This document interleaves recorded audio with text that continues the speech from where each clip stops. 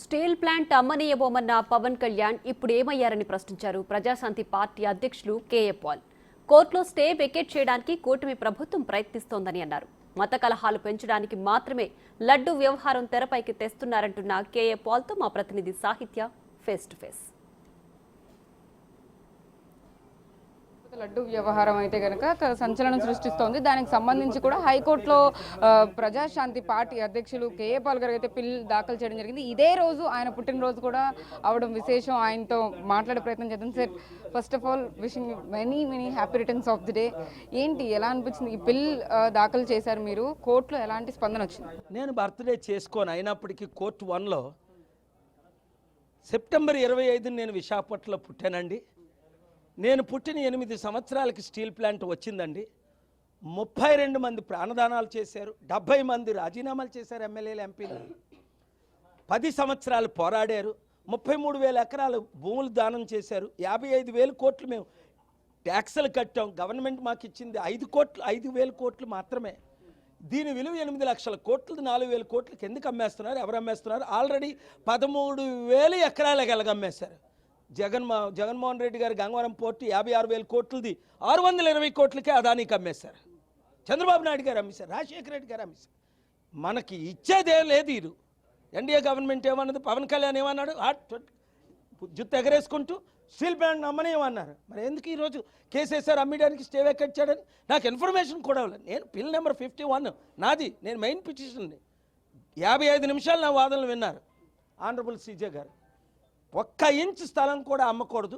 24 ఎకరాలు ఏదైతే ఆల్రెడీ ప్రాపర్టీలు అమ్మి అడ్వాన్స్ సగం తీసుకున్నారో అదే అమ్మొచ్చు అని ఏదో ఆర్డర్ పాస్ చేస్తానన్నారు. అది కూడా అమ్మకూడదు సార్, నేను డొనేట్ చేస్తానండి 8,000 కోట్లు 30 రోజుల్లో.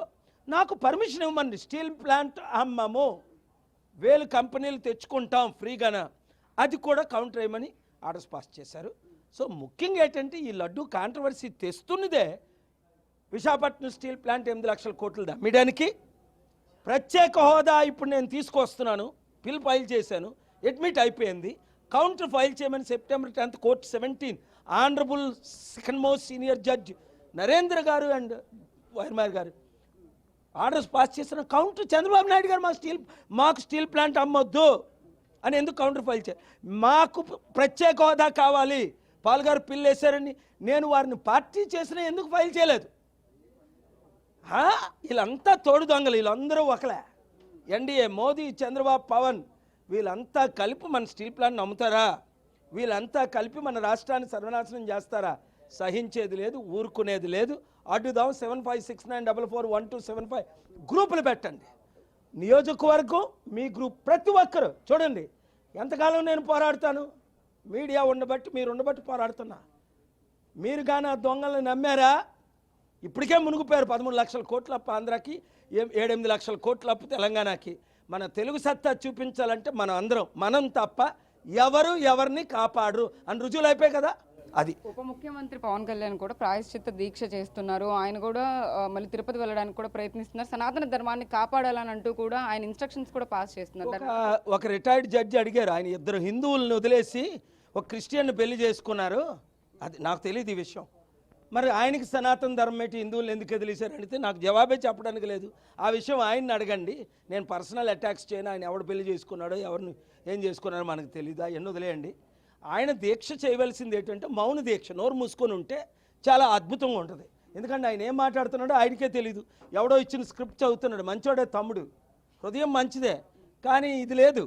ఇది లేక ఏదో రోజుకోడు వాగుతుంటాడు. ఆ రోజేమో మోదీని తిట్టాడు, బీజేపీని తిట్టాడు, చంద్రబాబు అని ఎగిరిపోయాడు, ఊగిపోయి తిప్పాడు లోకేష్, నువ్వు నా అమ్మని అంటావా అని. ఈరోజు ఇంకెందుకు అవన్నీ చెప్పుకోవడం? ఎలాంటి ప్రశ్నలు మీరు ఎందుకు అడగడం చెప్పండి, అనవసరంగా నన్ను రెచ్చగొడ్డాను తప్ప.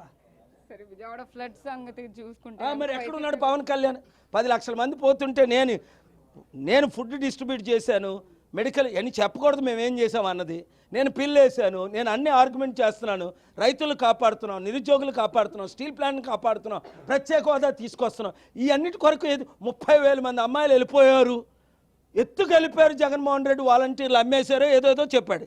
మేము రాగానే వాళ్ళందరినీ ముందు ఆ దీక్ష ఏదో 30,000 మంది అమ్మాయిలు తీసుకొచ్చి తల్లిదండ్రులతో కలుపు, ఒక చరిత్రలో హీరో అవుతావు, లేదా ఒక యాక్టర్గా మిగిలిపోతావు.